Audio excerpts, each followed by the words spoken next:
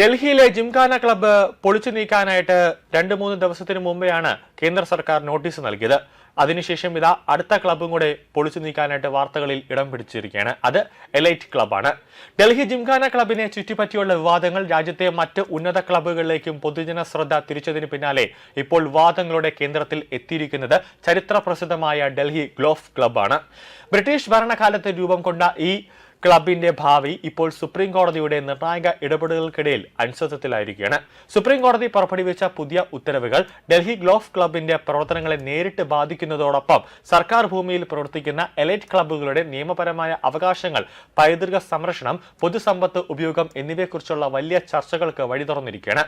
May 27-ന് supreme കോടതി Delhi golf club പരിസരത്ത് സ്ഥിതി ചെയ്യുന്ന 2 മുഗൾ കാലഘട്ട ശവകുടീരങ്ങളായ ലാൽ ബംഗ്ല 1, ലാൽ ബംഗ്ല 2 എന്നിവയ്ക്ക് ചുറ്റും 100 മീറ്റർ നിരോധിത മേഖല പ്രഖ്യാപിക്കാൻ ഉത്തരവിട്ടിരുന്നു.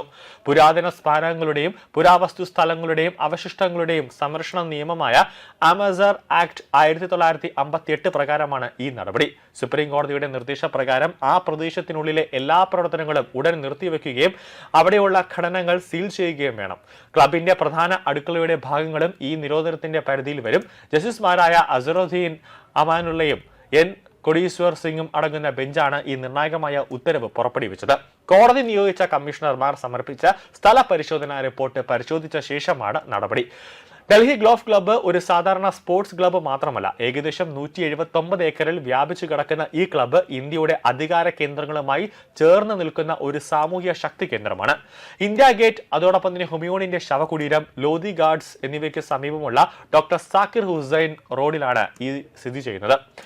ഡൽഹി ഗോൾഫ് ക്ലബ്ബ് വിവാദത്തിന്റെ കേന്ദ്രത്തിൽ ഇപ്പോൾ ലാൽ ബംഗ്ല ശവകുടീരം സമുച്ചയമാണ്. 1779 മുതൽ 1780 കാലഘട്ടത്തിൽ നിർമ്മിക്കപ്പെട്ട ഈ സ്മാരകങ്ങൾ മുഗൾ ചക്രവർത്തിയായ ഷാ ആലം രണ്ടാമന്റെ കുടുംബവുമായി ബന്ധപ്പെട്ടവയാണ്.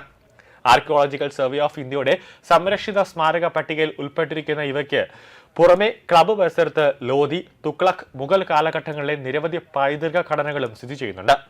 സയ്യിദ് ആബിന്റെ ശവകുടീരം, ബാരാഭമ്പ, അതോടൊപ്പം തന്നെ പഴയ പള്ളി അവശിഷ്ടങ്ങൾ, കവാടങ്ങൾ തുടങ്ങിയവയും ഇതിൽ ഉൾപ്പെടുന്നുണ്ട്.